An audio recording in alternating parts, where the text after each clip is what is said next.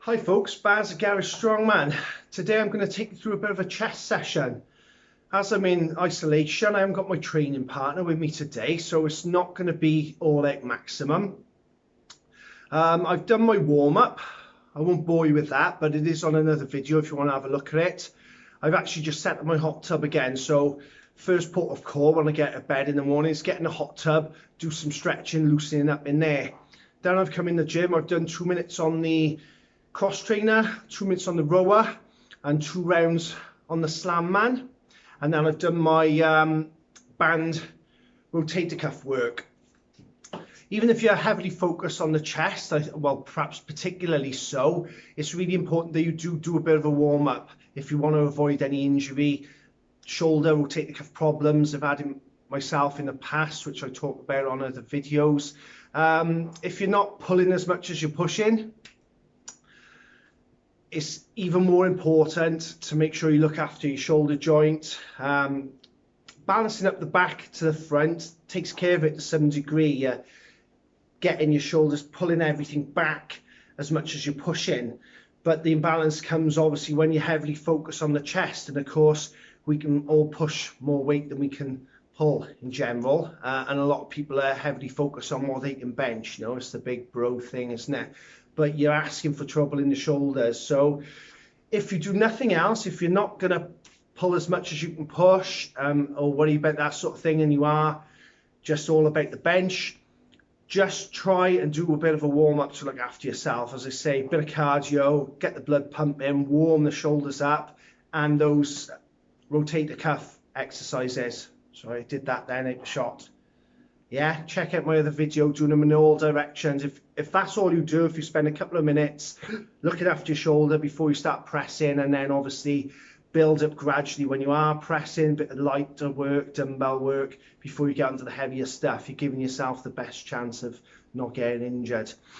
Okay, that said, I'll take you through a bit of a session now. There's only really presses or flies you can do that really isolate the chest. So there's not many different exercises, but you can be creative with it. There's lots of different angles, there's lots of different, again, out of position, out of camera shot, different grips you can do, width, hand position, you know, it goes on. There's different bars you can use, so you're still doing a basic press or a fly, but you can vary it a bit and hit different parts of the chest, you know, target the upper chest if you're lacking, the inner chest, particularly difficult to hit, upper inner, probably the worst or the hardest to get to, where I'll show you moves for this later on.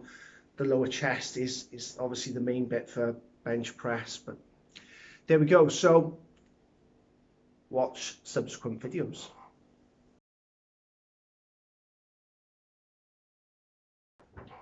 So I've got some light dumbbells, these are 20s, and I'm just going to throw them about a bit. This is the first set after my warm-up, so it's part of a warm-up still. I'm going to warm up the chest and the tries. I'm going to vary the position a little bit, my hand position, there, in there. I'm going to do different pulls in different positions, different speeds. I'm just feeling the chest as it stretches, expands, really feeling the muscle there. Going nice and steady. Oh, stretching it out.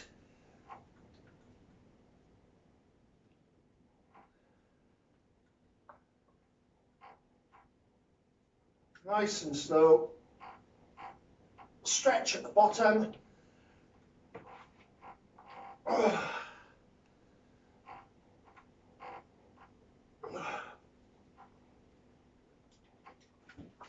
Oh. Don't even know how many reps that was. I'm just going, I'm focused on the muscle, I'm focused on warming it up, stretching it nice and gently.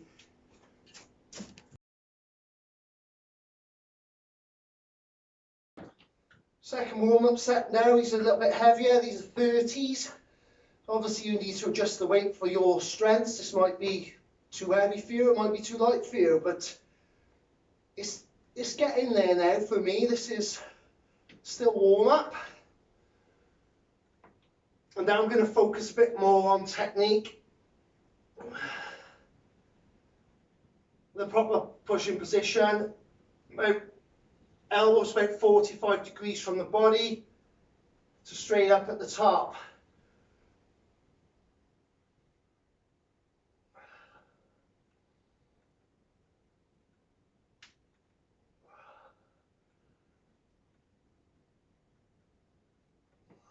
It's a little bit harder to talk while I'm pressing.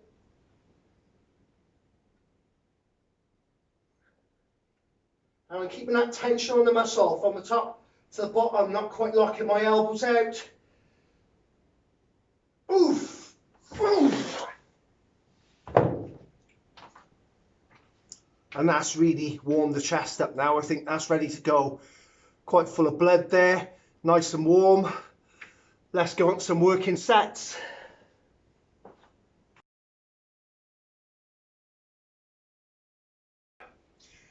Okay, as I've mentioned, I haven't got my spotter today. I normally vary sessions barbell based to dumbbell based for chest. And obviously if my spotter is in there, I'll make sure that's a dumbbell session. But with this isolation now, because of the coronavirus, I don't know how long that's gonna be. So I did dumbbells last week, so I'm really itching to get on the bar. So I'll take it steady. I probably won't go as heavy as I would. Obviously I've got my cage, so I'm pretty safe underneath it.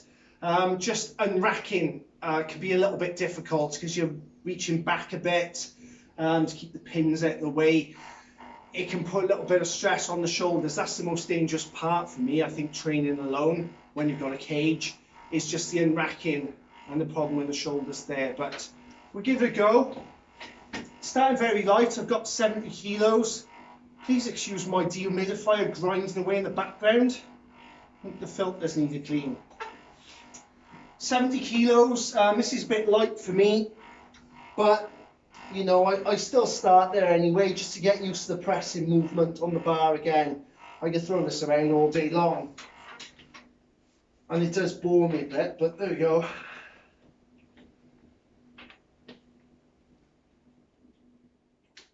Just focusing on the movement now. Again, that 45-degree angle with your elbows is optimum to protect the shoulders. And straight at the top, not quite locking out the elbows, keeps the tension on.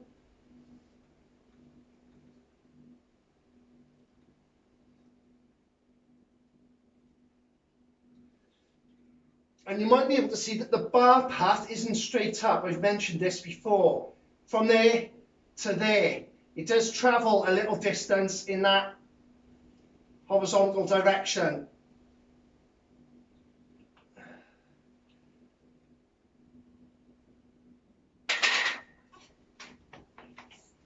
I've mentioned before on Twitter that that's why I'm against Smith machines, really, particularly for beginners, because it forces you into a very strict path, which isn't quite natural. It's important at least to get to know how the bar moves with the free weights and sort of learn your trade there. Smith's machines can be good for breaking through plateaus. You know, they're allowed to handle more weight, perhaps safer.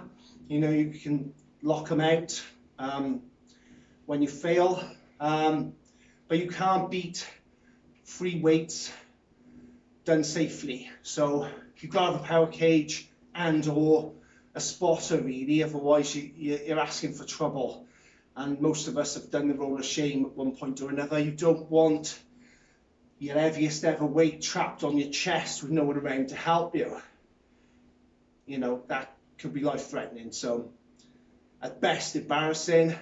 At worst, life-threatening if you get that stuck on your neck. You know, people have died. So stay safe, guys and gals.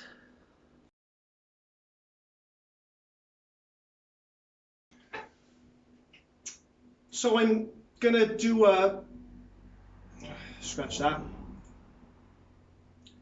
I'm going to pyramid up through the weights now, standard sort of barbell session. I'm going to increase the weights gradually and thereby reducing the reps I'm going to do it. Normally, I don't really advocate this, but it just calls to me. So I tend to max out on one of the weights, depending on how I feel. If I started on 70, forget that, but 100, maybe 110, 120, 130, as I go up, I'll pick one of them and probably go for my sort of, one of my rep maxes. I don't advocate maxing out, going to failure on every session, although I do tend to do it myself somewhere along the way. It's just how I'm programmed. I like to go for PBs, it keeps me going. But of course, if you're doing that every session, you know, each of your big lifts throughout the week, you're looking at overtraining. It's going to really tax your central nervous system. Today, I'm not going to do that, not having a spotter. I'm going to try and train smart today, so I'm going to leave a couple of reps in the tank throughout as I pyramid up. As I say, this is 100 kilos. My best is 22 reps on this when I've maxed out. I'm probably looking for about 10 today. Gives you an idea of where in my sort of rep ranges I am as I still sort of build up. And I'll talk about programming more in other videos. If anyone needs advice on that, you can ask me directly, or I'll cover some general tips in future videos.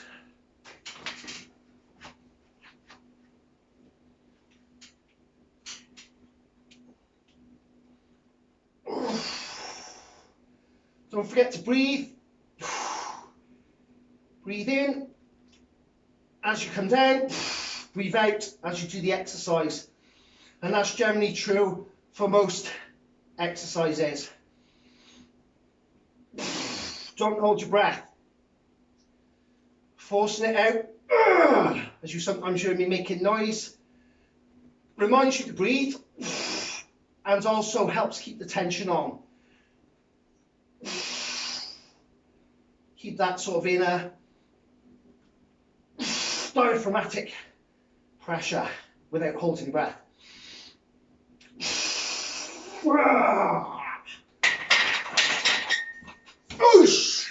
Okay, by talking that made it a little harder than it would have been, and I haven't counted my reps there, but that's probably somewhere between 8 and 10. Could have squeaked another one, another 2, and that would have taken me somewhere towards failure, so I don't want to do that. I'm still building up.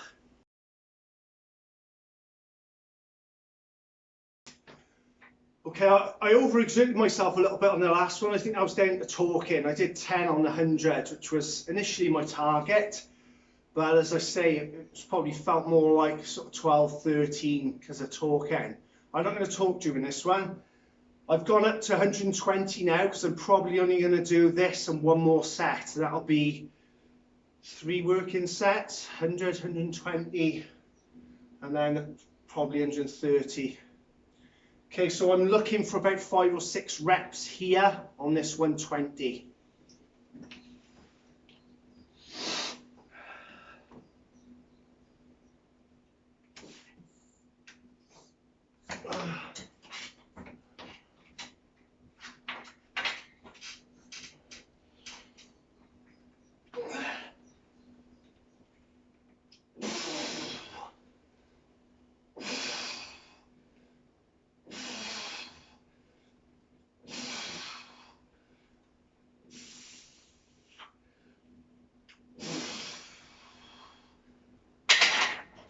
Yeah, I'll stop there, leaving a couple in the tank. I think that was 6. And I'm going to go a little bit heavier.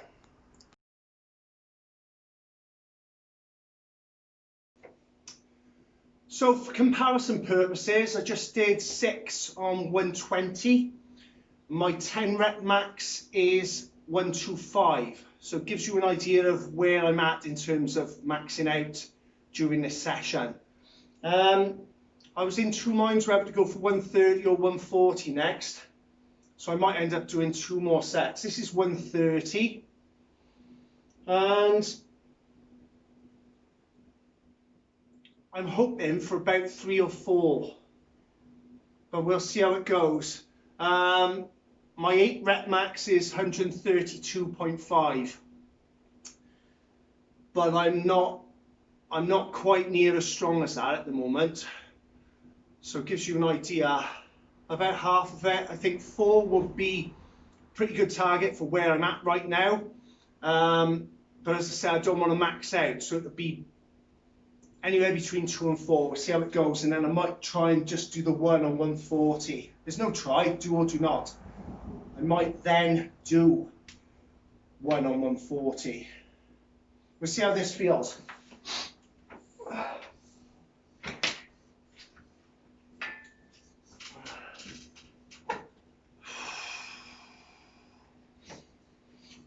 Ish. Ish. Ish. Ish.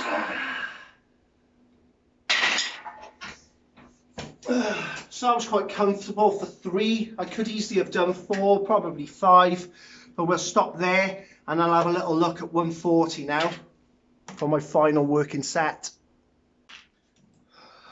Depending on how heavy you train, a lot of supplement companies do recommend that intra-workout drink or supplements, you know, stuff you put in your shake. I don't take any of that myself. I make sure I get plenty of water down me. The only thing I do take is some of these from My Protein. Electrolyte Plus. Okay, here's your round of applause. Alexa, Clap, clap. pause. Don't know why she chipped in then. Obviously thinks she heard her name.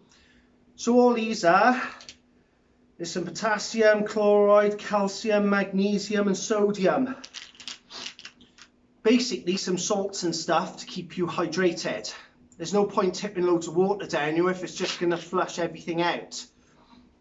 The electrolytes help you retain some of that water, get it into the body. So yeah, I just pop one of those during my session, particularly if I'm sweating loads, just to aid the water uptake.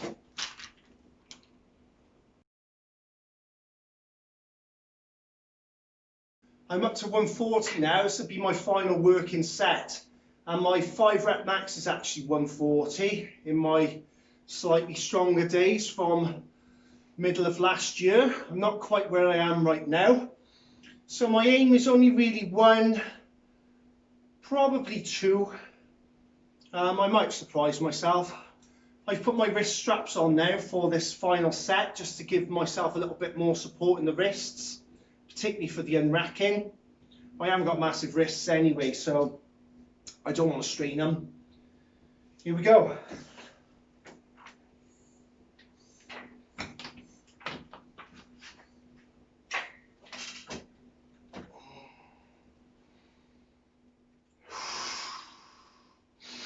Ish. Ish. Ish. Bit of a grind, and it's there.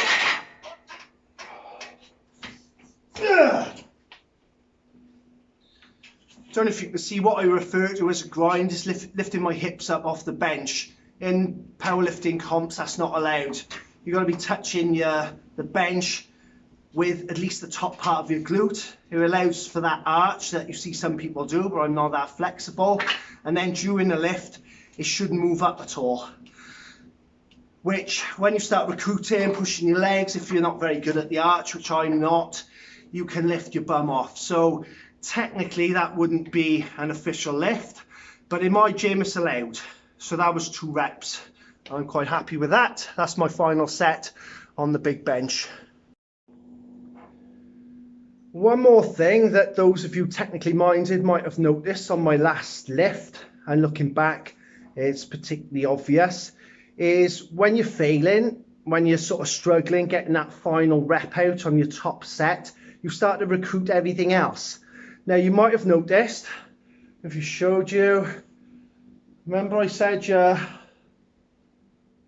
elbow should be at that sort of 45-degree angle, but as you finally push, your elbows will start to flare out, trying to get that last rep, And that's quite vulnerable there for your shoulders, and that's where you'll injure yourself. That's where your traps start to get involved and all, and you might get that shooting thing up knot in your neck afterwards. Everything is straining, your eyebrows. That's obviously not safe. That starts to be where you'll get injured. You've got to watch, you've got to try and keep those elbows down. And as I'll show you in another session, that's where the slingshot, Mark Bell's invention, particularly comes into play. It's a strap that goes across your chest, and it tries to keep your elbows down as best as possible.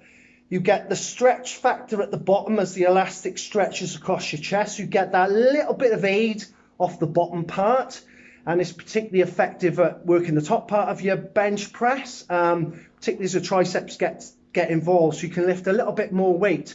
But more importantly, it teaches you to stay in that position with your elbows in a bit more. It tries to keep them right in, but you meet somewhere in the middle at about that 45-degree angle, which is where you should be.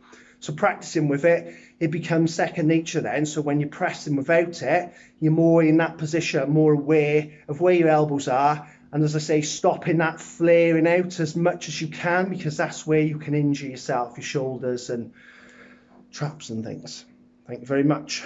Now, moving on, what I would normally do now is a bit of incline press, particularly with the dumbbells after this session.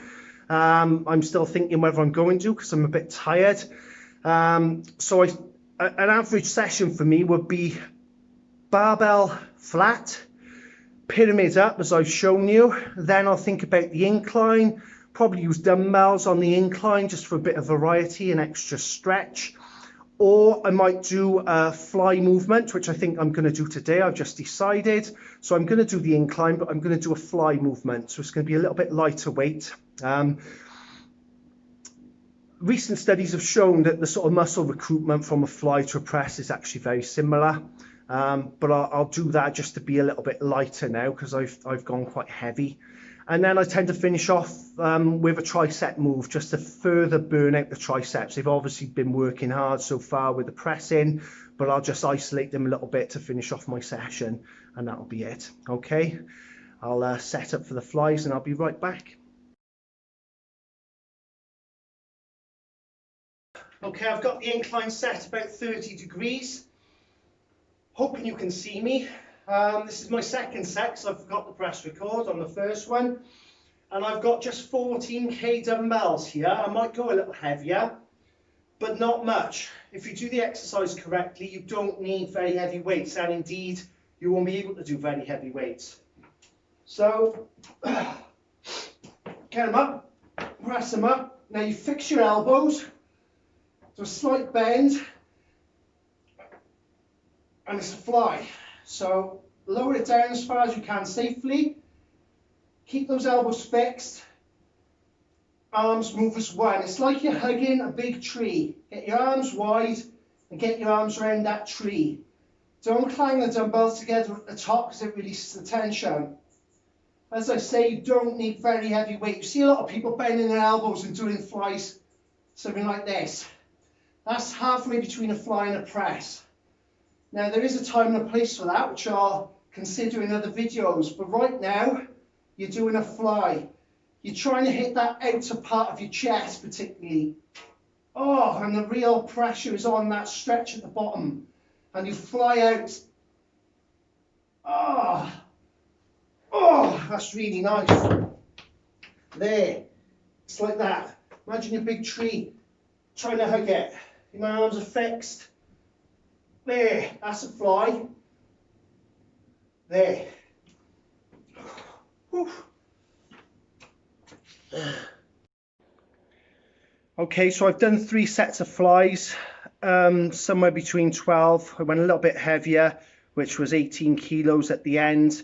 I think I've gone up to as far as 20, 22 in the past. But after that heavy bench sesh, that was enough today just to further stretch the muscles. As I've mentioned in a previous video, I train quite intuitively. I've got a basic session that I follow, but I can swap things in and out. And that's not to back off and take it easy when the going gets tough. it's my way of training smart. So if I've gone heavier in one thing, I might go lighter in something else or do a little bit more isolation work. I don't tend to deload, I don't tend to miss sessions, and as I mentioned earlier, that can be quite taxing on your central nervous system. So as I say, that's my way of training smart, so I'll bend things a little bit. When you're just starting off though, it is important to have a structure, stick to it, don't program hop, try and set something out that you're going to stick to for 6 months or a year. And only then, if you think you're plateauing or not making further gains, change things up a bit. You'll develop your own thing over time, different exercises. As I say, I've got sort of 2 main sessions for every body part. So for chest day, for push day, pull and legs, and I alternate them. But I also got other exercises in my tool bag that I'll swap in and replace for other ones as I go along. I'll talk more about this in another session where I look at programming and giving you advice on setting up your own program. Okay, I'm going to finish off with some triceps now, as I've mentioned. And I think today we'll go for the tricep push down. There's other alternatives you'll see me do. Some days I do a sort of skull crusher or a lying French press. I might do overhead dumbbells. And I'll be looking at maybe 1 or 2 exercises, maybe 3 sets of each, depending on how my triceps feel, depending on how much extra work they need. I might finish off with a close grip bench, for example, just to further put the emphasis on the triceps. Like I mentioned about the slingshot as well, that's a good way to finish off if you really want to switch the emphasis off the chest a little bit more on the triceps. The bring Sally up press up challenge is another good burner if you're looking for that sort of pump, which I sometimes do. And stupidly I sometimes do it as a warm-up as well. Really kind of gets the blood into those pecs. Okay. Okay, I'm just going to finish up the triceps now with some tricep push downs. I'm actually going to pyramid down on this, so I'm starting heavy. Pretty much going to go to failure. Then I'm going to take a bit of weight off. Probably fail again. A 3rd set, like that. I'm going to do the straight arm to start with. And then I'm going to get the rope attachment and do something a little bit different. So I'm probably going to do 3 sets on this and maybe 2 or 3 sets with a rope.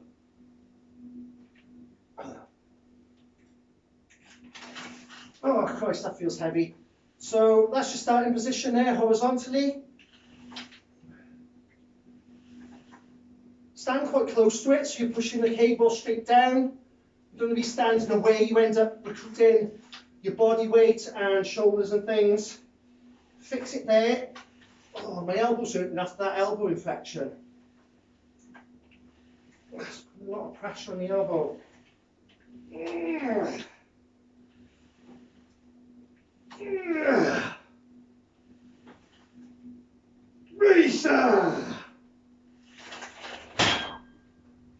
Okay, so I did 3 sets of that, dropping the weights and building up the reps. Now I'm going to put the rope attachment on and I'm going to do a 3-part drop set. So the first part of the set is going to be pulling the rope, getting that little 8 bit at the end. It really hits the emphasis on the side of the tricep, that part. There's obviously 3 parts being tri. Yeah, hitting it like that. Then I'm gonna go to failure. Then I'm gonna knock 5 kilos off, and I'm gonna go to failure again like that. As soon as I fail there, I'm just gonna hammer down the final part with the same weight. So I'm expecting to get something like 10, like that on the first. Drop the weight, maybe only 6, and then sort of bang out 4 or 5 more like that. Just gonna really fry the tris. So with the hand position, as I probably should have mentioned, that way is really putting emphasis on the back part of the tri. Changing hand position there is going to hit the side more, particularly with that little twist out. And then if you can do some with your hand like that, grip like that, it targets the inner thigh a little bit more, but we'll come to that in future sessions. Okay, let's go. This is my final set. 3-part drop set. Oh, feels heavy. Tries and fries. Getting that twist out at the bottom. Ugh. Really hitting the side of the try. Oh.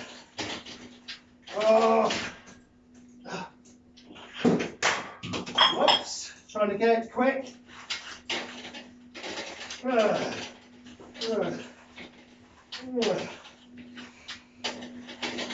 Oh. Now just hammering down, keeping the hands in. Oh, it's gone. Whoa. Oh, sickening. Oh, I was probably about right with my estimation of the reps. Okay, folks, that's my chest and tricep session for today. Hope you've enjoyed the video. Please drop us a thumbs up if you have, and please subscribe to my channel for future strongman content. If you've got any questions about my session today, please drop it below and I'll reply. I hope you've taken something from it, and I'll see you again soon.